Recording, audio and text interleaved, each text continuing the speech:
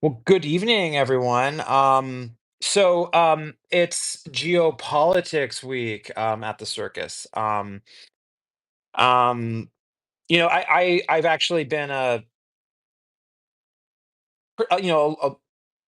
long time follower of geopolitics. It's actually been at the fulcrum a lot of my political interest over the last decade. I've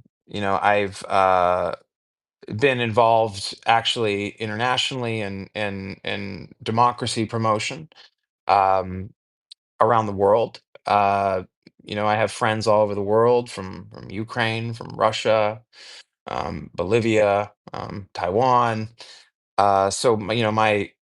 My affection for the democratic project extends like far beyond my patriotism here for the American experiment.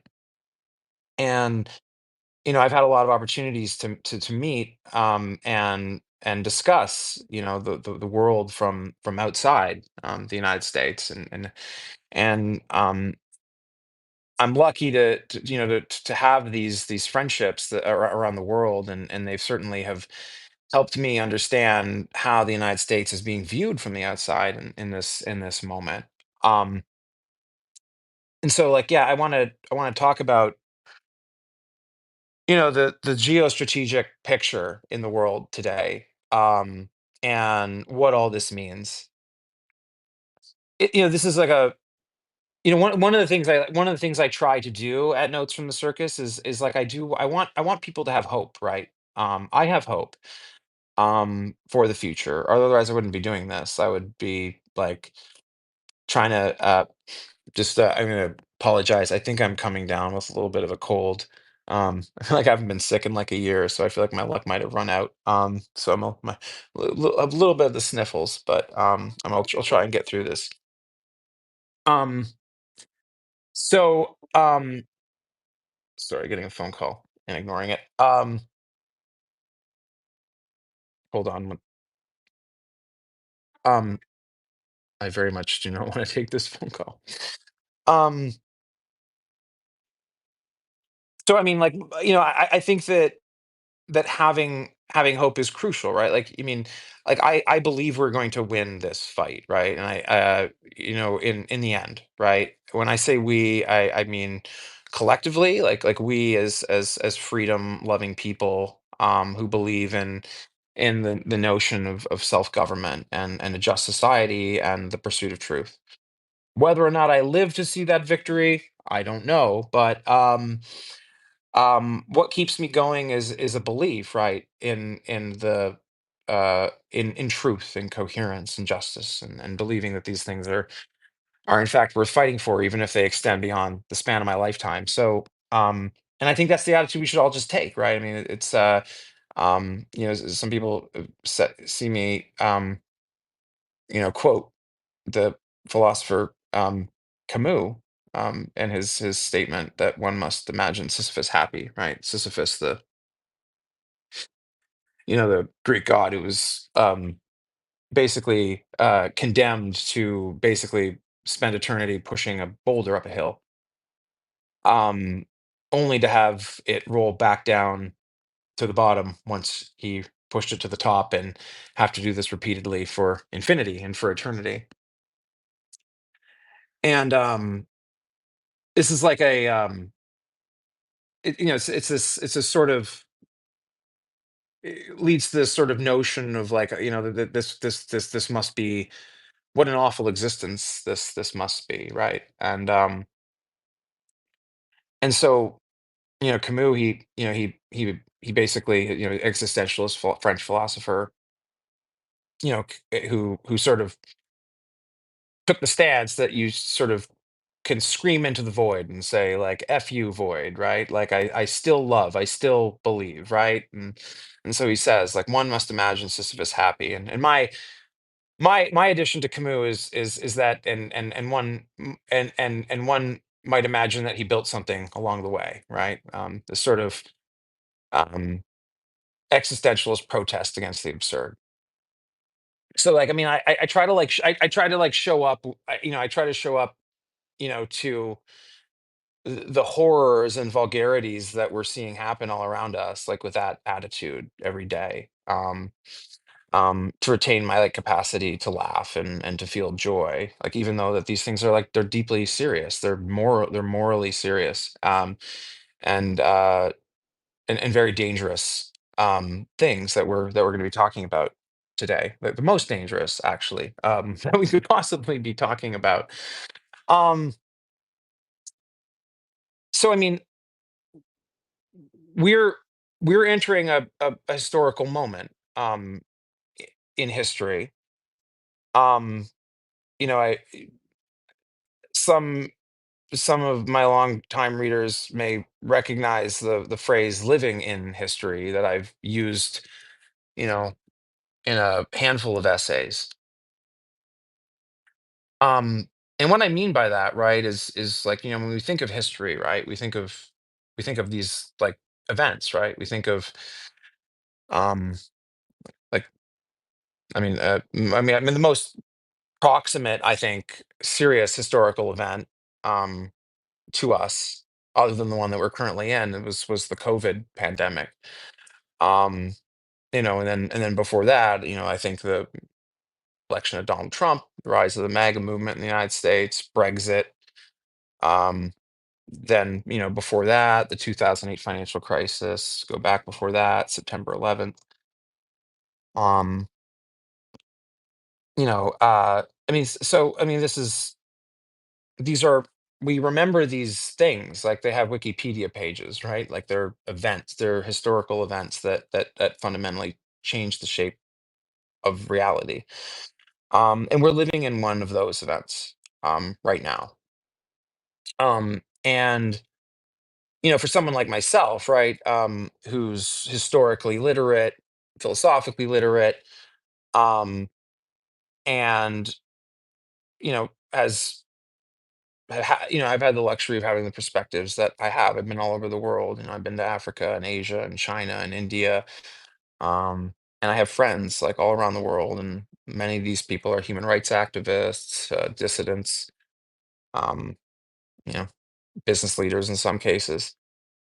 Um, and I, I I recognize, right, like through sort of the the full coherent picture that I see in front of me through all these like perspectives in my life um that have culminated in me sitting here talking to you today and knowing all the things that I do. That we're living in a significant historical moment.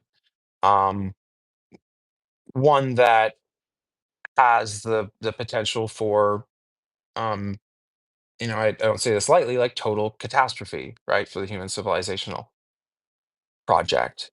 Um, I need to get some water actually. My mouth is super dry. My mouth gets dry when I'm like stressed out. And I am stressed out talking about this actually. Thinking about this is stressful. It's not stressful talking to you. I enjoyed talking to you, but I mean, I get a little bit of dry mouth thinking about this because I happen to think what I'm about to tell you is true about what's happening in the world. The thing about politics, right, and human sort of interaction with politics. It's curious, right? Like we understand politics based on like what we read online, what you hear from me. Like I write a bunch of stuff talking to you about it now. Um, we all have these like kind of conceptions. We have this like sort of schema in our heads, right? Of like what the world looks like, right? There's like China across the Pacific Ocean. There's the Chinese Communist Party has a consolidated political control of China. Um, we understand understand there's India over here, and there's Russia here, and there's the European Union, and there's Canada to our north, and we have this sort of like schematic sense of like what the world politically looks like. Um, and there's a lot of like cultural reinforcement of that structure that gives us a lot of sort of intuitive knowledge around like how to think about the world. Um, one of the problems though with this thinking, right, is that um it it's confusing, right, actually to everyone. We exist in a period of epistemic like fog. And what I mean by that is our capacity to understand the landscape that we're moving through, or see far into the landscape that we're moving through, has actually like gotten smaller and smaller and smaller, as our technological civilization has exploded, which is kind of counterintuitive, right? Because there's this notion in the zeitgeist that the internet has essentially given us sort of like a window to the world, right? Um, this sort of, now we have the chat gpt and we can just like ask chat gpt like what's up about the world. um but there's this like, kind of this component, right, like to the whole sort of story, right, the epistemological story, right, about um our understanding is situated. Remember I told you I think I have a bit of a cold, so um um we have some, and this is related to my refrain on Notes from the Circus. When I say 2 + 2 = 4, that's a direct reference to George Orwell's 1984. Uh that the main character Winston writes in his diary as a sort of act of resistance, right? That if 2 + 2 = 4, if that simple truth is allowed, then all else follows. um it's an Orwell reference, but I added my own my own sort of like secondary refrain, right, on behalf of Orwell there. When I say there's 24 hours in a day. Um, I mean, I think when I state that there's 24 hours in a day, um, I'm not just saying that because it sounds like lyrical and like fun to say, and it rolls off the tongue really well. 2 + 2 = 4. There are 24 hours in a day. Well, I mean, like, think about that. Like, think about what that means, right? It's like a grounding truth, right? Um, uh, I mean, we all agree, like 2 + 2 does not equal 5. Um, we can all independently like measure um, quantities in front of us, and we can all confirm that when we put two and two together, it makes 4. Um, and then 24 hours in a day. Well, let's think about that, right? Like, we all agree, right? I mean, there's like some like science nerds that will tell you that the Earth, is like actually kind of earthquakes, and the way in which the sort of the molten core mass of the Earth shifts around a little bit causes the Earth's days to sort of like not increase or decrease by like nanoseconds, and there's also the Earth is also slowly spinning down, as a result of the influence of the moon, I believe. So, but, like, not that none of this actually matters. I mean, it's 24 hours in a day, right? But I want all you science nerds to know that like I understand there's like these weird technical little asterisks that you want to put on that. The reason I say that, right, is that it's directly related to our epistemic crisis, which is our crisis of knowledge, a crisis of truth, a crisis of meaning. And um, what is it about like all of those things, right? That's sort of related to time, right? That's related to a fact like there's 24 hours in a day. That's related to the human condition.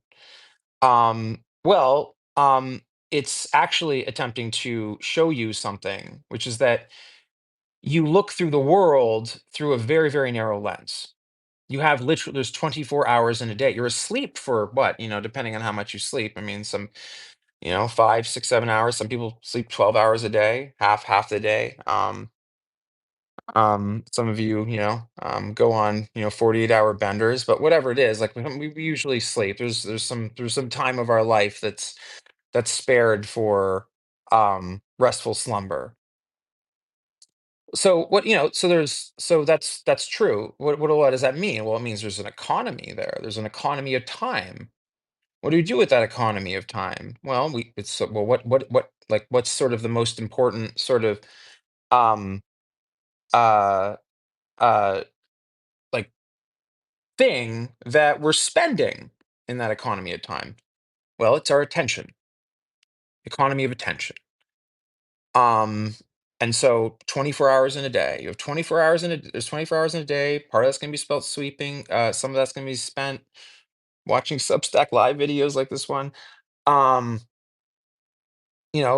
spending time with like loved ones, reading, uh, writing.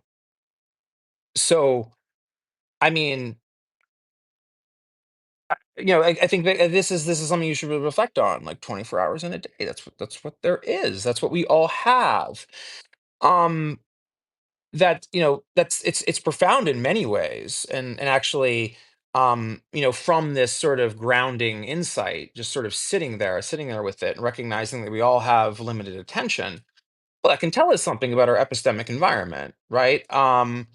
So for instance, we now live in this like very scientifically advanced technological age, um with AI and robots and um chatbots and lots of content creators and influencers. There's a lot of stuff going on in the world. We can't possibly pay attention to all of it. We just can't. There's only 24 hours in a day, right? And so like this, like people might think that this is just sort of this me being lyrical and fun, right? But like, no, I'm trying to ground you somewhere. I'm trying to set you in this sort of like, this epistemic vantage point where you don't take for granted your contingencies, like by which we mean like the things that you can't change about the things that come together to make you you, like your history, your contingent of your history, your contingent of all the choices that you've made. um and there's a first of all, like, we've gotten away as a culture from thinking about those things. We don't like to look back towards history. um and I talk to people all the time who say, I'm just not interested. I would say, like, there's always this refrain that you sometimes hear from people, right? That, it's just that, well, you should read history because, like, those who don't read history are doomed to repeat it, or but that's actually not wouldn't be my argument for the importance of understanding history. It's not even close to being the most important. It's not learning about history, like learning about um the history of like Nazi Germany and World War II, and understanding like the prosecution of that war and the settlement of that war in 1945. Um, those are not like these are not just like lessons, like just sort of details. They are really important milestones upon which the meaning of your civilization was written, right? I mean, the our culture is infused, right, with uh the contingent sort of social products of that terrible event, that worst war in human history. Um, so much of our culture points to it, right? The Holocaust points to, and we still remember this, right? Like the famous words, right? That sort of you know heralded in the New World Order, right, in 1945. Like, never again. Never again will the world's United Nations like allow this to happen. And nations came together, um, and of course, we had the San Francisco Treaty was signed and created the United Nations, and there was a lot of hope that we would all become one big happy civilizational family. That, of course, didn't happen. The Soviet Union decided that it had a different version of how power in the world should be organized than that of the West, the U.S. led West, in the shadow of the Second World War. But I mean, like, our society is shaped around that event. It's a contingency. It's not just some like arbitrary thing that just like maybe you've watched Saving Private Ryan, the famous Tom Hanks movie, and you've seen these sort of things. I mean, but this war shaped the world that you live in, like fundamentally. Um, it forced a moral awakening on us. It made us confront our hypocrisies, our anti-Semitism. People don't realize how anti-Semitic, like, America and Canada and much of Europe actually was at the time of the Holocaust. I mean, Jewish Americans know all about this, right? The boats that were returned from the U.S. and Canada and sent back to Europe. Um, we often have a very, like, hagiographic sort of take on sort of Western civilization. Um, and those of us who sort of studied history more closely, like, recognize there's a lot more nuance there than we were just like always, like, in all cases, like, acting like the good guys. It was never like that. It's not like that now, and it probably will never really ever be like that. And I think that's just sort of something that I think that someone who's like just morally mature and serious has to make peace with. So so I think, like, understanding history is really important, um, because it tells you a lot about the why behind why we have these institutions. Like, I mean, if you are really well schooled on World War II, right, and as I am, and I spent too many hours deep in understanding the dynamics of that war, its prosecution, and the structural consequences of its conclusion, as after the surrender of the Germans, and then thereafter the Japanese, after the U.S. dropped the nuclear weapons on Hiroshima and Nagasaki. Um, so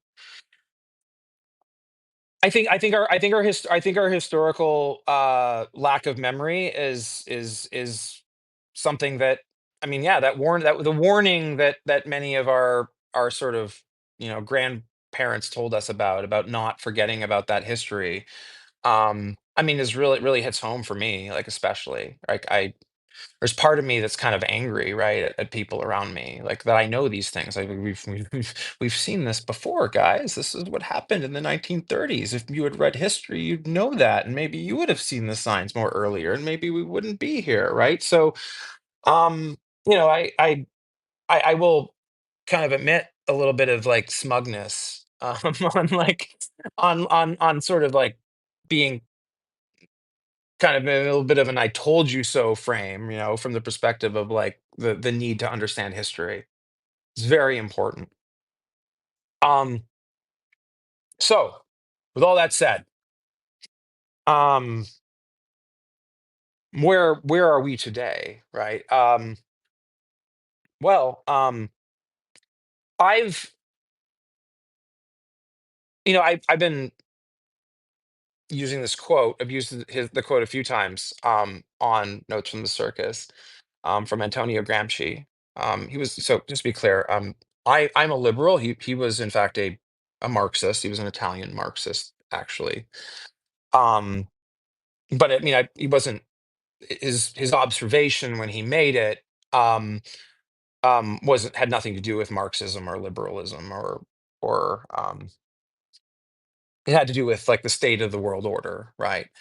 Um, when he said that now is a time of monsters, um, as he sort of recognized that sort of the you know the fragile peace of Westphalia, it was in Europe, was coming apart at the seams. So in this these historical moments are sometimes referred to, by historians, and and at the time, as an interregnum.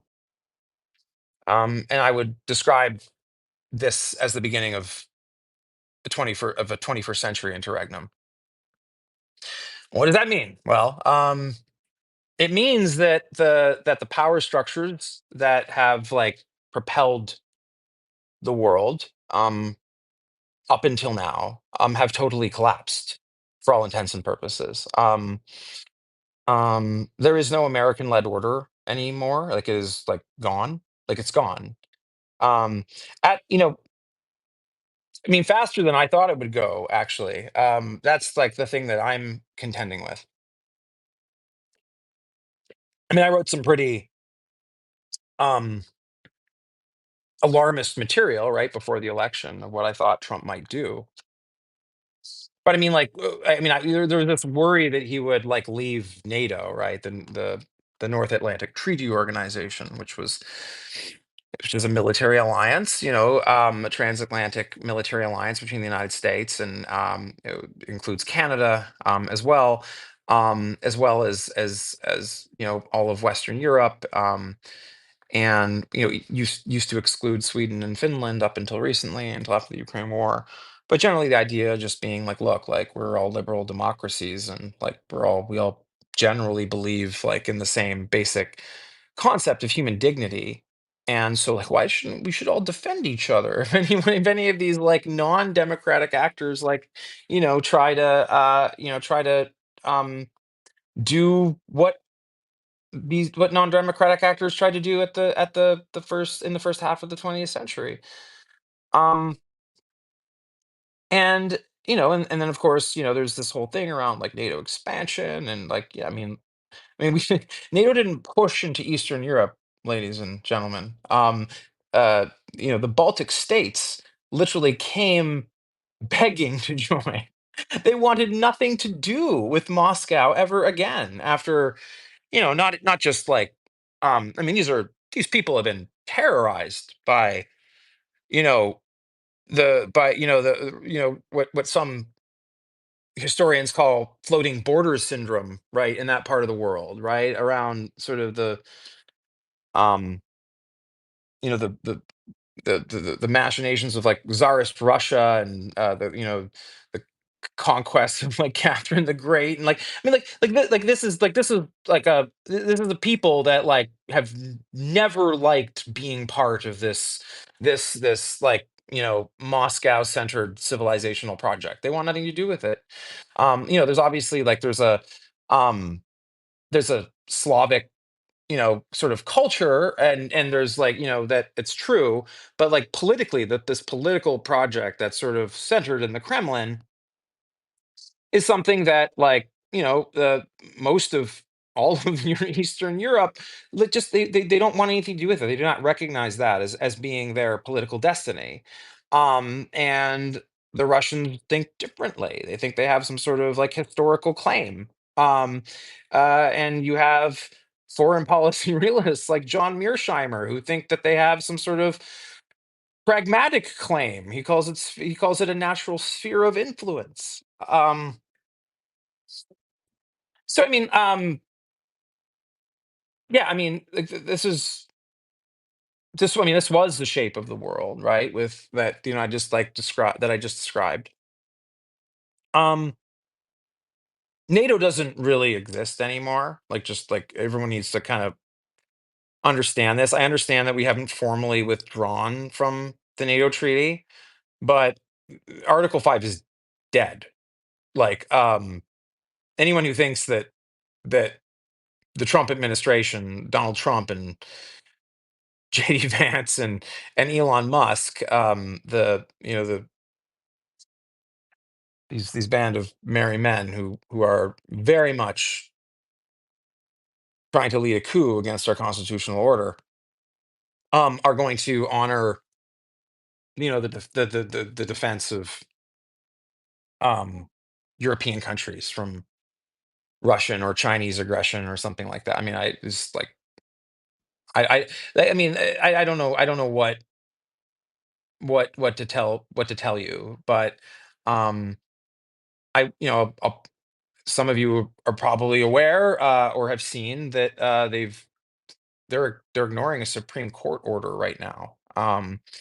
Uh, I mean, they are refusing an order to return a man to the United States who was here legally and did nothing wrong and has no criminal record and has an American citizen wife and I believe a child. And he's been sent to El Salvador for an administrative error that Mr. Trump said today he has no intention of correcting, um, despite the fact that the Supreme Court directed him to do so. Um, I mean, that's what a coup is, right? I mean, the constitutional order is such that we have three branches of government, right? We have the Article One branch, the Congress. We have the Article Two branch, the executive branch, and Article Three, the judiciary. Sorry, my I got to drink more water. Cotton mouth. And these branches have constitutional prerogatives and powers that balance off of each other. James Madison designed this system. It's the Madisonian balance of power within the American Republic. Um, I mean, the notion that an executive would simply like disregard a Supreme Court order um, because they think that it's like they argue that they don't agree with the ruling or they think it's constitutionally incorrect or whatever. That's not how it works, right? Like the Supreme Court is the final authority on law. The final authority on law. The Constitution is clear about this. The executive, Donald Trump has literally issued an executive order, which a lot of people haven't noticed, where he has declared himself sort of the final authority on the interpretation of the Constitution, which I'm sure that, these Project 2025 guys and JD Vance and stuff like that were all sort of pushing him to put out there. I mean, that's like, that's sedition. I mean, even to just say that, right, from um the seat of the presidency, any of the founders, the that wrote that signed the Declaration of Independence and or were involved in the framing of the Constitution, um, would recognize that as sedition. The president doesn't get to go, I'm not listening to you, Supreme Court, because that was a bullshit order. That's not how it works. Like that's the executive is not does not have there's no affordance in constitutional law in the United States for the executive to engage in any prudential judgment on on the validity of a Supreme Court order. A Supreme Court order is final, like in the legal process, right? I mean, this is like obviously why we should be worried about the composition of the court, right? And this is like why liberals are like justifiably worried about the conservative majority on the court because like constitutionally, there is no like once the Supreme Court has said that this is the law, this is what the Constitution and the law say. That's the end, right? If they tell the president to do something and the president does not do that thing, that is that's sedition. It's treason. It's just treason at that point. Like there isn't like that's how the system works. Like that's what the Constitution says. There's no like there's no like well let's read what the Supreme Court said here and well actually I think the Supreme Court got it wrong. That's not we don't agree that's what the Constitution says Supreme Court. That's what the Trump administration is saying that they have a right to do. They don't. They don't. There is no rule of law if that's true in this country. Um um and I mean like So I think that like that we've seen like what we're seeing. I think people are like, well, this is just an immigration case. It's not like a consequential case like an election law or something like. It doesn't matter. It doesn't matter what the case was. This has never happened in U.S. history. Our founding fathers would recognize this for what it is. This is a coup. I don't know why the Democratic Party won't call it that. Um, it is clear that that is in fact the case, just based on a simple understanding of how the Constitution works. You teach this, right? Like you learned like U.S. civics in school, right? Like, I mean, it's actually like the. I think like maybe some people have convinced themselves that there's more nuance here around this point, but there really isn't. It is as simple as it appears.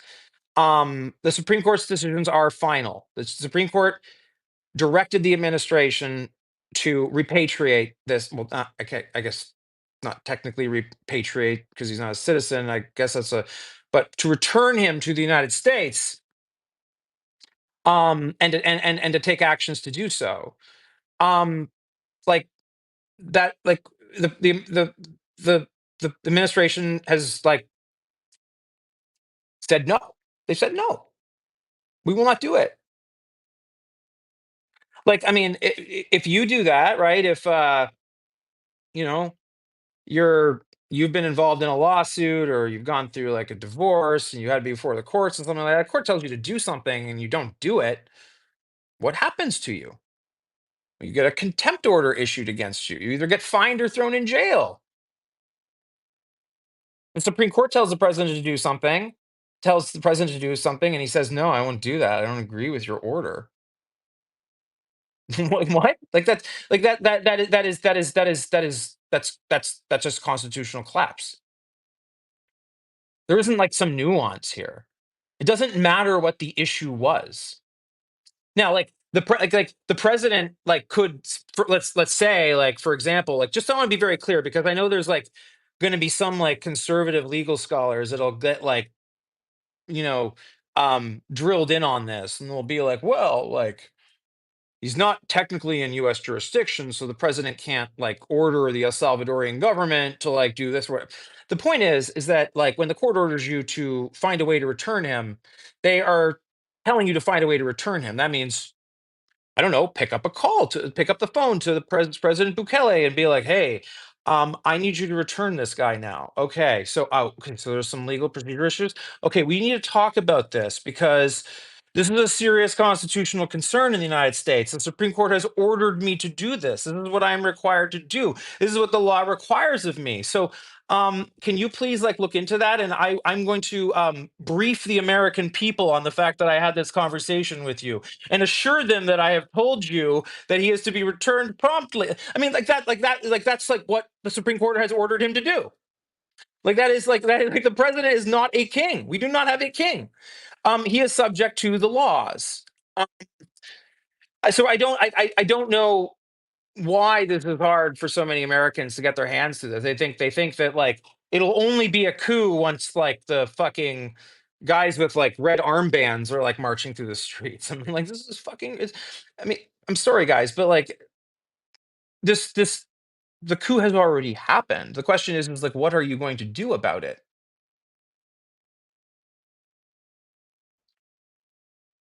Um, um. So I mean, and this is all obviously happening against a very dangerous geopolitical situation. Um, I mean, Donald Trump has destroyed U.S. credibility like around the world in ways that Americans are not yet feeling yet, but will over the next 6 months. They're going to start to feel some serious effects of the capital flight that's now happening from the United States. Um, they're going to feel the effects of inflation, supply chain breakdowns as a result of. I mean, the tariffs have like completely screwed up the supply chains. You see these stories. There's like small businesses going bankrupt right now, like right, left, and center because of like They just got squeezed completely, like due to like inventory problems, and like they didn't like get certain shipments in before like the tariffs went into effect, and they got stuck like having sold things in the wholesale market at the lower price, and it's like this is just like a complete shit show. Um, and none and so and it and nobody really, and too many people thought it wasn't really going to happen, and so they didn't really plan for it or they didn't do anything about it, because they've been kind of convinced by this like stupid fucking narrative that Trump, that Trump's just always like posturing and negotiating.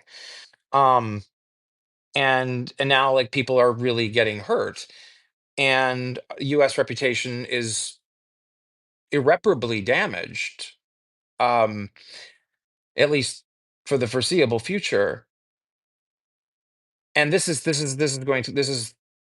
likely going to lead to economic catastrophe. Um, there's many signs that the U.S. economy is slowing really fast. We're seeing macroeconomic indicators suggest that Americans are slowing down spending. Um, we're seeing manufacturing outputs collapse. We're seeing imports and exports collapse. These charts look very, very scary. Um, I mean, this is what you see before a really, really bad recession. But like, we're not just like going into sort of a kind of a secular downturn, right? Like a sort of a softening of demand. This is a dangerous confluence of things that we find ourselves in the middle of right now. Um, the United States currently is the world's largest reserve currency. U.S. government debt, these things you hear about treasuries, right? Treasuries, which are bonds or bonds that the U.S. government sells. Um, and these bonds are like generally considered the safest financial assets in the world. And so major banks, US banks, hold them, sometimes referred to as like part of their tier one capital portfolio. Um, foreign central banks hold them as cash like instrument, like as cash like reserves, right? For US dollar reserves. And the global treasury market is very liquid, meaning it's very easy to find buyers and sellers for treasuries. There's always somebody who wants to hold it for one other reason. So these are very liquid markets, and so they have like a they work like money, right? These bonds, like they work, and they are used like money a lot, like much international settlement occurs through the swapping of these bondholder rights. Um, well, Trump has just made the entire world not trust that system. Everyone is afraid that they can't trust those treasuries anymore. Um, because and there's like, I mean, there's several reasons, right? One is just like the fact that Trump's unpredictable. So like, what the fuck is he going to do? But I think there's another sort of like macroeconomic reality that if you're just sort of looking at it and just thinking about this for like more than 5 seconds, which I don't think many people are yet, but I expect like you're going to hear more and more people on Wall Street, bond market traders, start getting more worried if they haven't already. I'm sure some of them already have. um that um we could be like entering conditions by which like the US could be headed for a disorderly default of its debt obligations. Um and I think there's like some reason to worry that Donald Trump might be okay with that, right? Because he's declared bankruptcy many times, and he may think that that's like, let's just get it over with. Um let's just like fucking do it. Now the question is that like even like there's this sort of the worry that like that one should have here is like, you know, can anything be done about it now, right? Like, are we are have we passed a point of no return? Um, I think the unfortunate answer is maybe. Maybe we have. Um, so one of the things that the administration is aggressively doing is firing IRS tax auditors, IRS tax collectors. Um, the Republicans want to defund the IRS. This is going to reduce tax enforcement, which is going to reduce tax receipts during a time where tax receipts are probably collapsing anyways because we're falling into a recession. That's going to compound the um, the loss of revenue for the U.S. federal government. Then you have like sort of the other issue, which is that like it's not going to be cheap for the U.S. government to borrow money because people don't trust treasuries anymore. It's going to mean that um, insuring that debt using things like credit default swaps and stuff like that are going to get really, really expensive. So the yields on these bonds are going to skyrocket, and that's going to drive up inflation, and it's going to drive up the deficit, and you're going to find yourself in this position that macroeconomists are really worried about, which is a, a, a financial condition, macroeconomic financial condition known as um, fiscal dominance. Basically, what that means is that the sort of the money supply is actually most sensitive to government spending rather than interest rate policy. This is sort of a pathological case for a fiat currency model. It's disastrous because it doesn't like there's no good policy options at that point to solve the solvency issue without you know I mean you're kind of stuck right with like eating some degree of hyperinflation at that point. Um, And that's just like that's a depression. That's maybe even worse. That's a Great Depression 2.0, right? 30-40% of the American public unemployed. I mean, there's like you're it's just like complete economic devastation. And it's insane that it's becoming plausible that these sorts of things could play out in the next 6 to 18 months. The way things are going. I mean, this is madness.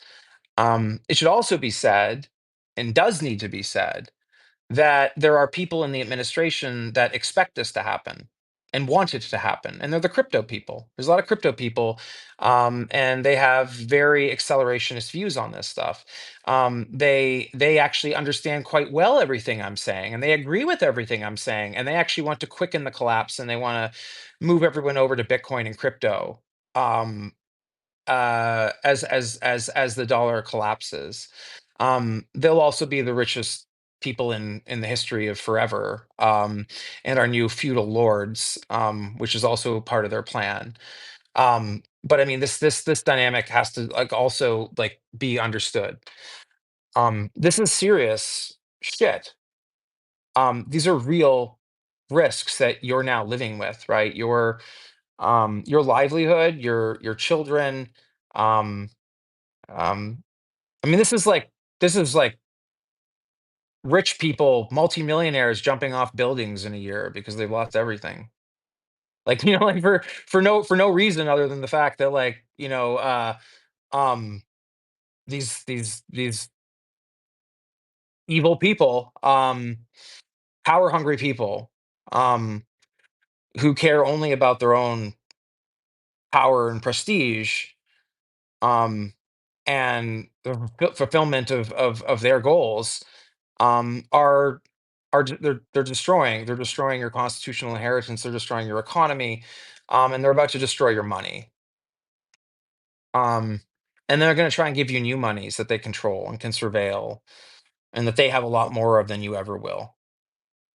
I mean, that's the reality. That's the contours of this of the political situation you're in. Internationally, you have China. You have them. You have Beijing and Russia, and are two, I mean, serious geopolitical adversaries right now. I mean, China's really the only real serious one. But Russia does have some capabilities. They have nuclear weapons, obviously. They certainly have advanced propaganda and information influence capabilities within our political discourse. We all know about this. We talk about this all the time. Well, at least people who in the in this kind of conversation. Um, I mean, if you wanted me to guess, like how Xi Jinping and the Chinese Communist Party and the Politburo in Beijing is thinking about this situation. I mean,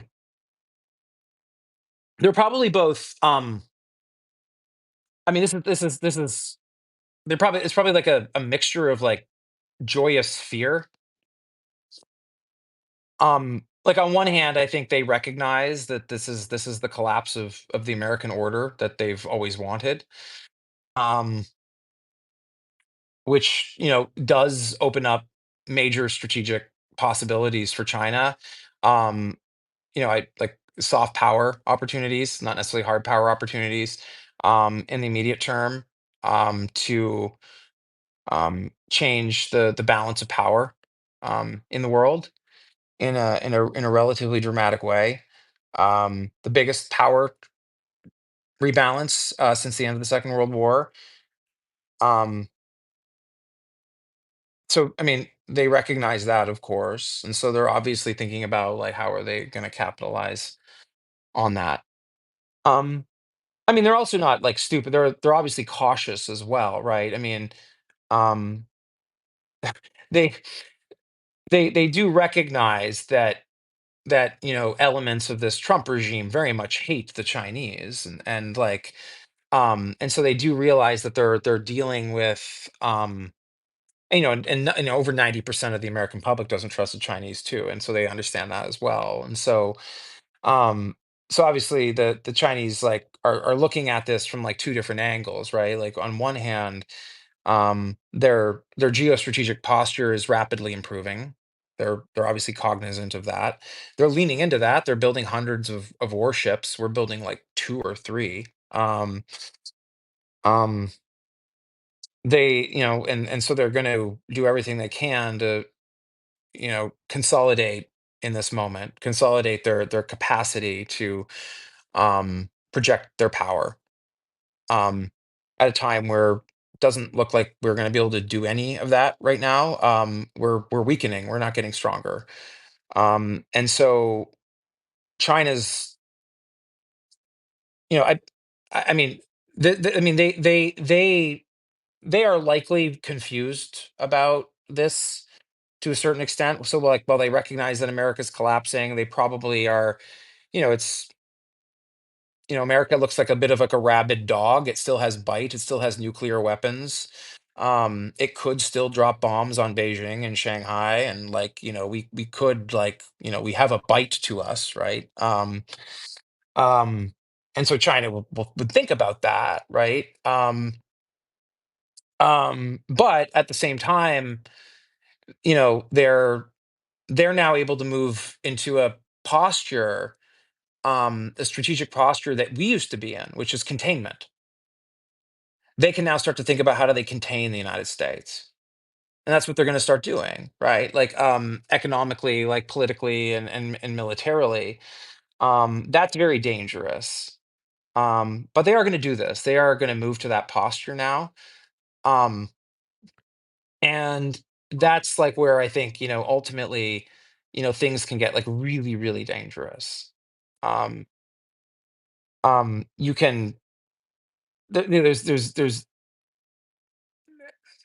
I mean, China China is also like dealing with certain what they view as like certain timelines, right? They have an issue with they have the same issue that we do with like a well theirs is much worse. Their population is aging really rapidly.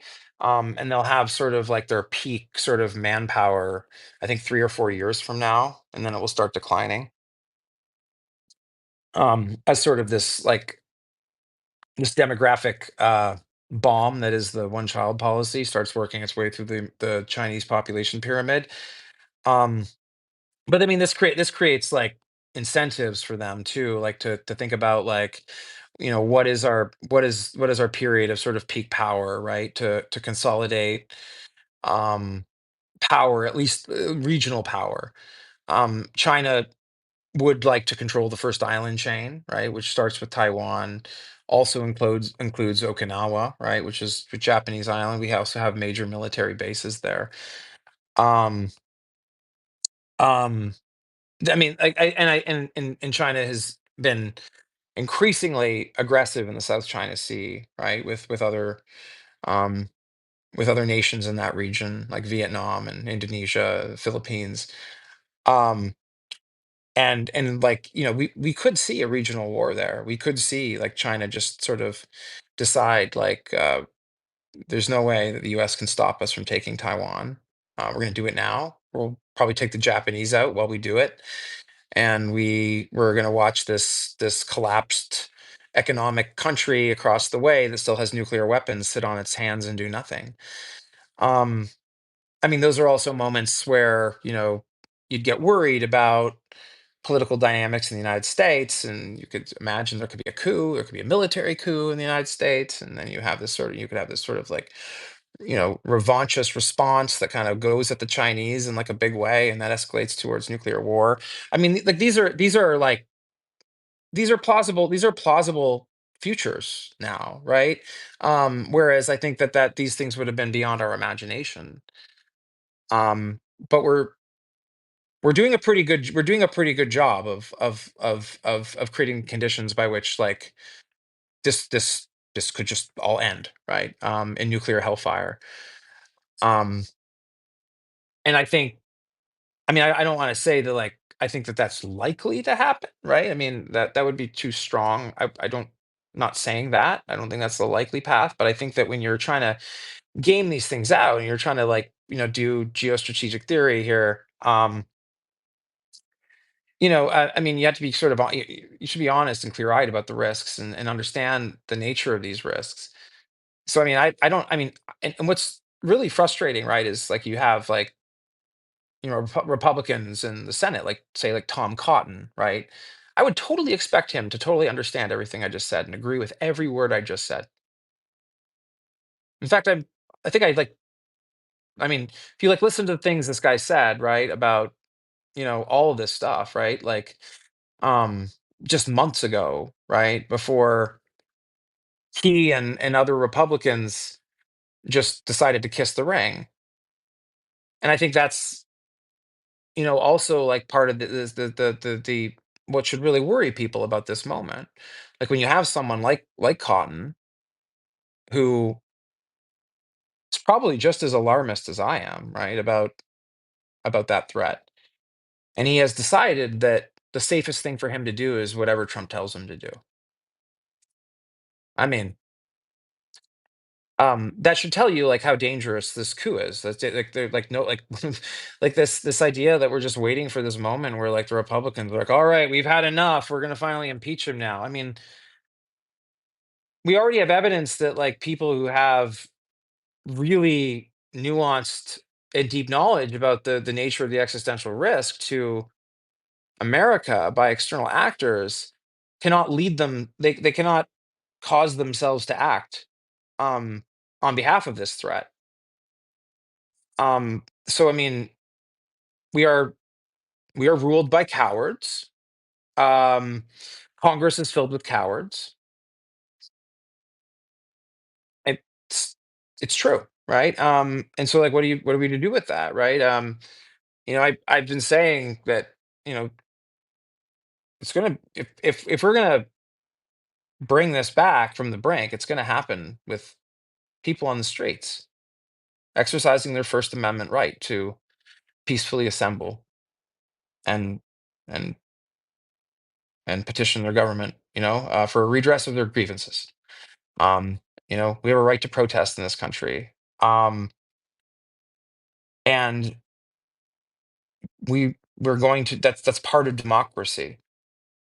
Democracy isn't just voting. Democracy is what you do every minute of every day. It's the moral decisions you make throughout you know the the basic texture of your life. Um, Being a democratic society is being a society that loves truth.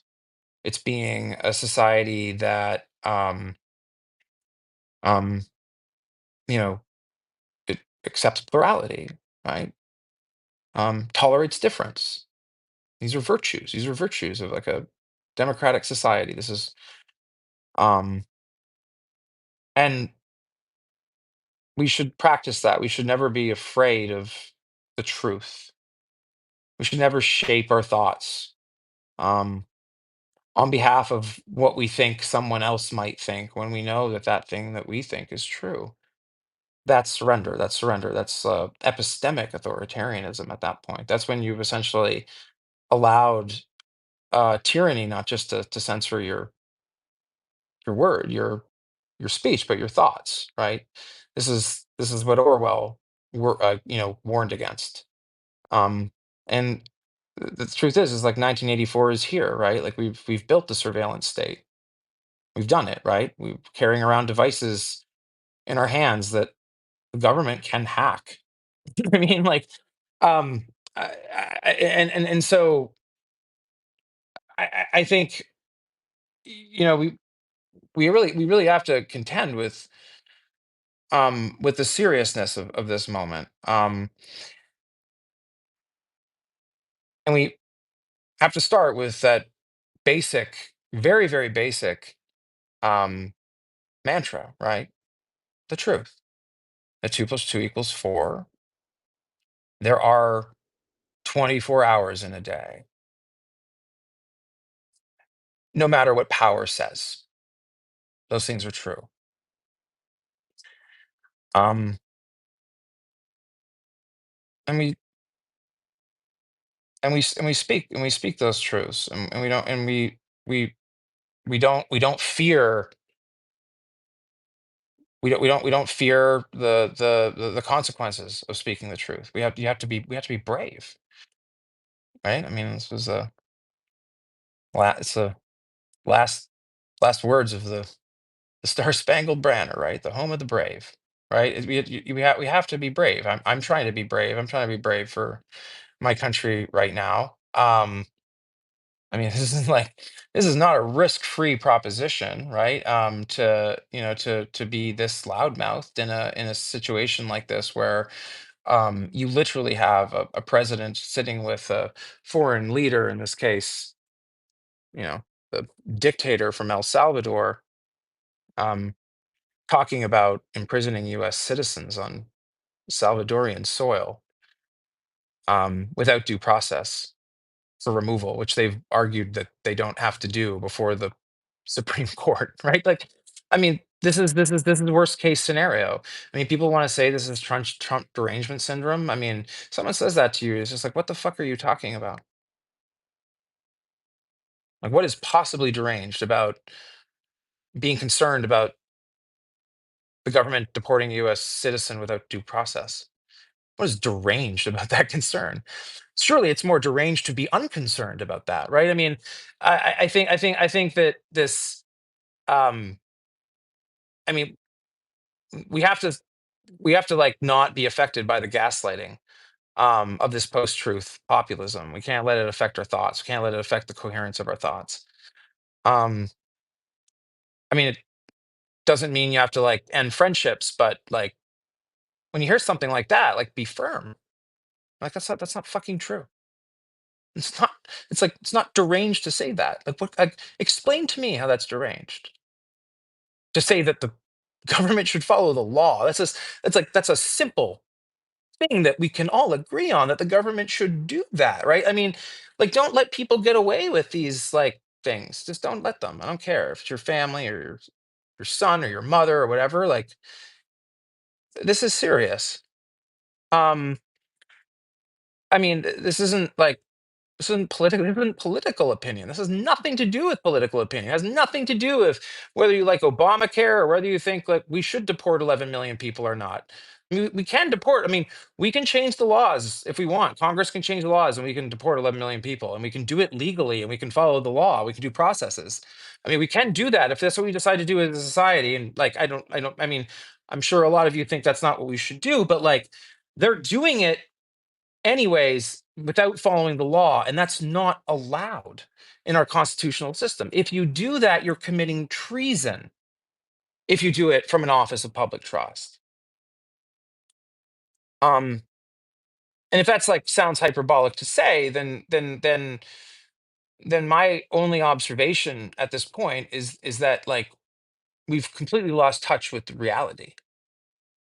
Because this is not like it's surprising. It's I mean it's really simple. I mean, you can go get a pocket constitution and just go read through it. And then I mean the constitution's not that hard to read, right? I mean, it's like relatively straightforward. You can read like, all the amendments. You can, read the 14th Amendment, and that applies here, as well as the Fourth and Fifth Amendments, like due process rights, and ask the basic question of like, how is anything you're doing here constitutional? Like, how is this constitutional? Like, explain it to me, show me, like, explain me. Um, I mean, it does. I think that's what it ultimately comes down to. It doesn't come down to like trying to convince people, because you're not going to convince brainwashed people um that like Trump isn't this like truth teller that they believe him to be, or this authentic person that they believe him to be. I mean, if they think that, I mean, like, whatever. But don't like not provide the friction. Provide friction, call out the lie. Don't necessarily get into an argument, call out the lie. That's not true. It's illegal. It's illegal what he's doing. It's illegal that he has ignored the Supreme Court order. Presidents cannot do that. The end. There's no the end. That's the truth. That's the truth. And just like do that. Don't try to like state a simple truth, hold the simple truth, repeat the simple truth. It's not arguable. It's that simple. Um, and I think that sort of liberal minded people need to be more on the front foot, a little bit more on the attack when they talk about things like that. State simple truths. Don't get into round and round debates that go on for an hour, but just state them forcefully. Like, this is what's true. Like, what you say is nonsense. Like, and just and dismiss it like that. I mean, it's pretty powerful actually when if you can kind of keep your cool and just like state that. Um, this is the sort of like cultural attitude that you need to put in yourself and like others. Um, and if you haven't seen it yet, you need to go to the Politics Girl channel and watch um the 10 lessons on tyranny that was written by Timothy Snyder, and it's read by John Lithgow. Um though like I mean, I'm sort of like referencing some of those lessons there, and I've sort of given my own take on some of those lessons in the manifesto of the cognitive revolution that I wrote. Um which I think has some symmetries with some of Snyder's advice. Um but um I think this is as we sort of like,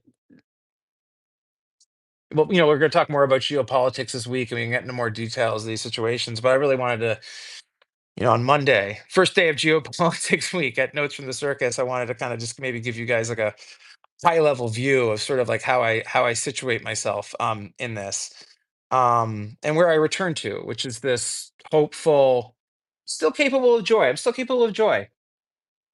I'm happy. Like, I love this country. Um, I love the people in it, and um, I love music. Um, I put my AirPods on today, and I listened to some Don Henley and went for a walk. Right now, it was nice, and I was and kind of allowed myself, and we have to do this. Um, not not as like therapy, but because we have a right to be happy, joyful creatures. Um, this is how freedom persists in unfree times. by living free deliberately, and learning to enjoy it, wherever you are. And so, um, that's gonna, be my first Substack live for Geopolitics Week. Um, we're gonna have a few more of these this week as we um, get more into geopolitics. We'll talk about the Ukraine war in a little bit more detail, like later on in the week. And we could talk like a little bit more about like Taiwan. But I thought, I was gonna try and just, do the maybe a little bit of a sort of a situating a situating like first talk on sort of like situating ourselves in geopolitical space on sort of our first talk. So I want to thank everyone for joining us live. For those who didn't catch the whole thing, the full recording will be up soon. And look, it's I want to say like thank you for all of those who read and watch and engage. This is like really therapeutic for me, right? I've been worried about a lot of these challenges for like many years, and just like being able to write about them and talk about them for me, honestly, like it's a relief, right? And the fact that you're willing to listen is even better. So, um, thank you, everybody. I will talk to you soon. Thank you, and have a great week. And God bless America.